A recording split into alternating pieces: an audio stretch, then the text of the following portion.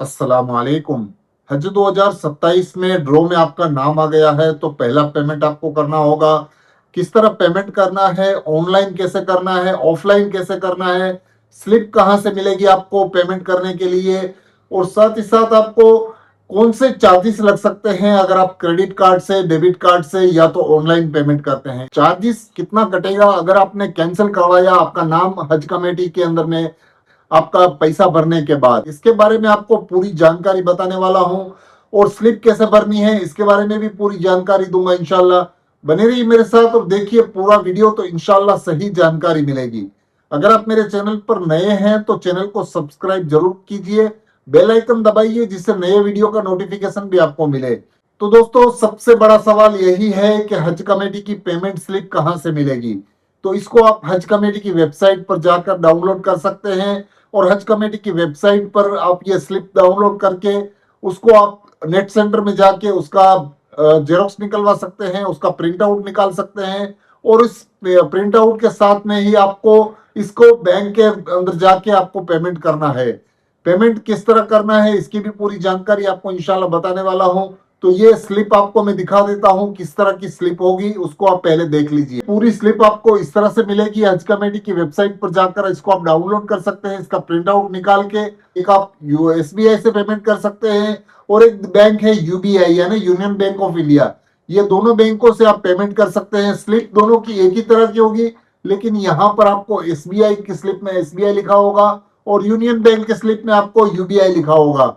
तो आपको ये डाउनलोड करके इसका प्रिंट आउट निकाल लेना है। और इस तरह से ये तीनों हिस्से होंगे स्लिप के, तीनों अलग अलग तरह के ये पार्ट हैं स्लिप के, एक ही साथ में होंगे।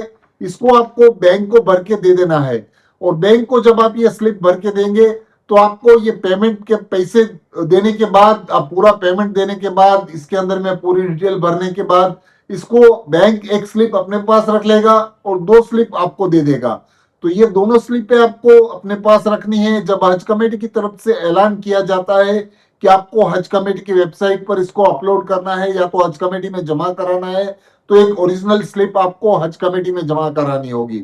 इसके साथ साथ एक तीसरी स्लिप जो होगी वो आपके पास रहेगी, इसको आपको संभाल के रखना है। और ये तीसरी स्लिप आपके पास ओरिजिनल जब आप हज के लिए जाएंगे तो आपको वेरिफिकेशन पॉइंट पर लेकर जाना होगा, जहां से वेरीफाई करके हज कमेटी को दिखानी होगी। तो ये तीनों स्लिपें आपको इस तरह से आपको जमा करा के हज कमेटी का पेमेंट की पूरी डिटेल बतानी होगी। तो ये आपको पूरी स्लिप की डिटेल मैंने बता दी है। साथ ही साथ आपको ये बता देता हूं कि पेमेंट किस तरह करना है ऑनलाइन, और जो भी आप क्रेडिट कार्ड या तो डेबिट कार्ड से करते हैं। और ऑनलाइन पेमेंट आप हज कमेटी की वेबसाइट पर जाकर भी कर सकते हैं, और एसबीआई के अंदर आप ऑनलाइन पेमेंट कर सकते हैं।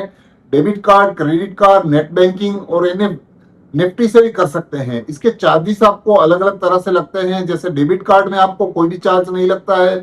साथ ही साथ क्रेडिट कार्ड में आपको 1.10% प्रोसेसिंग फी लगती है और 18% जीएसटी लगेगा, यानी 11 रुपए 80 पैसे आपको चार्ज लगेगा बैंकिंग, नेट बैंकिंग के जरिए।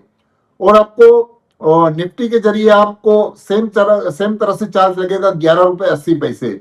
और इसके साथ साथ आपको डेबिट कार्ड से अगर आप पेमेंट करते हैं यूबीआई से, तो आपको यूबीआई से डेबिट कार्ड से आपको 0.90% चार्ज लगेगा और 18% आपको जीएसटी लगेगा। क्रेडिट कार्ड से आपको 1.10% प्रोसेसिंग फीस लगेगी और 18% जीएसटी लगेगा।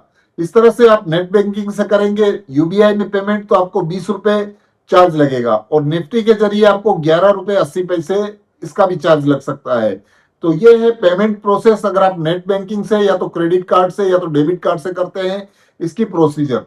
इसके साथ साथ आपको मैं बताना चाहता हूं कि बैंक जो बंद रहती है उसके लिए आपको खास ध्यान रखना है, क्योंकि अगर आप कैश पेमेंट करते हैं, आप बैंक में जाकर पेमेंट करते हैं, तो बैंक की छुट्टियां 2 अगस्त संडे है, इसके लिए आपको संडे के दिन पेमेंट नहीं कर सकते बैंक में जाकर।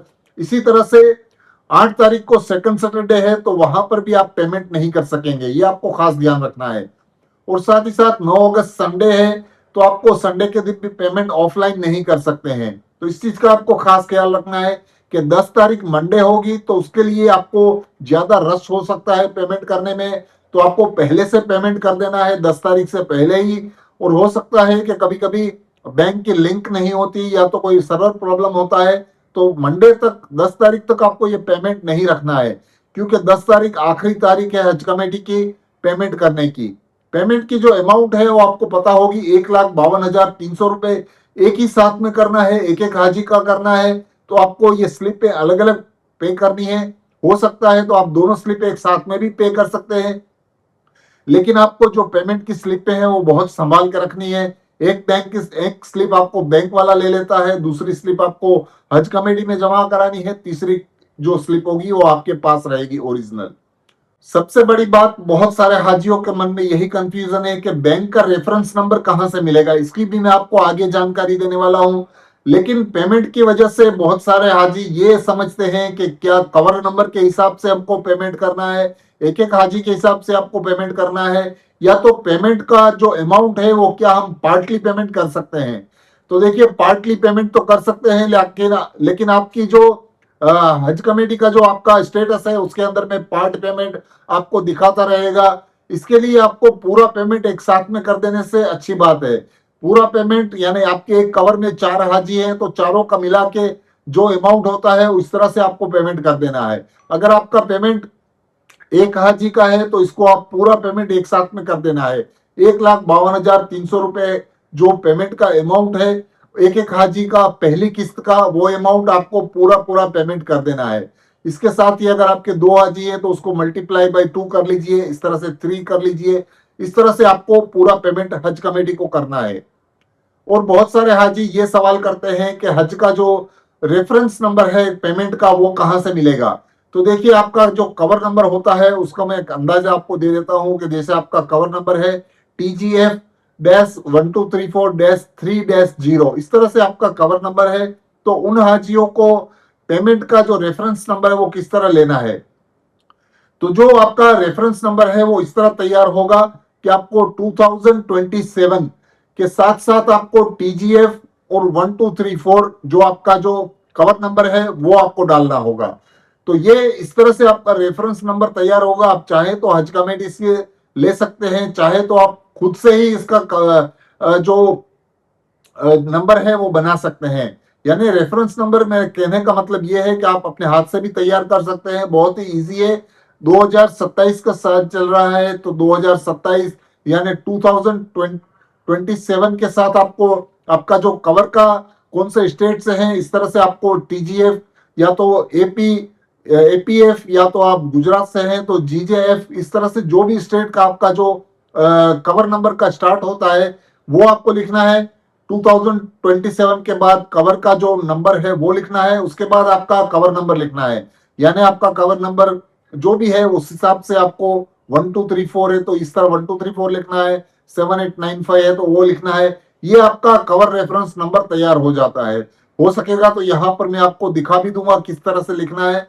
ये पूरी तरह से आपको इसका कवर नंबर रेफरेंस तैयार हो जाता है। उसके बाद आपको ये कवर रेफरेंस नंबर भी उसके अंदर एक कॉलम रहता है, उसको आपको कवर नंबर का रेफरेंस नंबर में आपको भरना है। ये इसके साथ साथ आपको कवर नंबर भी ध्यान से लिखना है, साथ ही साथ आपको आपका जो अमाउंट है वो अच्छी तरह से लिखना है, इसका डिनोमिनेशन लिखना है, साथ ही साथ इसको आपको जो भी अंक में है उसको भी लिखना है और साथ में साथ उसको मैन्युअली भी लिखना है। इसका टोटल करके पूरा अमाउंट जितना होता है वो आपको भर के इसके स्लिप तैयार करके, जो भी हम बैंक में स्लिप भरते हैं पैसे की, इस तरह से आपको ये पूरा पेमेंट का स्लिप भर के आपको बैंक में जमा कराना है। तो ये है ऑफलाइन पेमेंट का जो स्लिप आपको किस तरह भरना है और इसका रेफरेंस नंबर।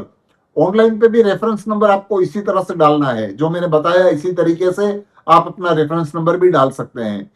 तो ये पूरी तरह से आपका फॉर्म इस तरह से भर के हज कमेटी की वेबसाइट पर जाकर आप पेमेंट कर सकते हैं और आप online offline credit card debit card से भी पेमेंट कर सकते हैं। चार्जेस कितना कटेगा अगर आपने कैंसिल करवाया आपका नाम हज कमेटी के अंदर में आपका पैसा भरने के बाद। हज कमेटी का पेमेंट कैंसलेशन सिस्टम है वो, अगर आपने कैंसिल करवाया 30/9/2026 तक तो आपका 5,000 रुपए कटेगा। 1/10/2026 से 15/10/2026 तक 10,000 रुपए कटेगा। उसके बाद 16/10/2026 से 31/10/2026 तक 15,000 कटेगा। 1/11/2026 से 15/11/2026 तक 20,000 कटेगा। 16/11/2026 से 30/11/2026 तक 25,000 कटेगा।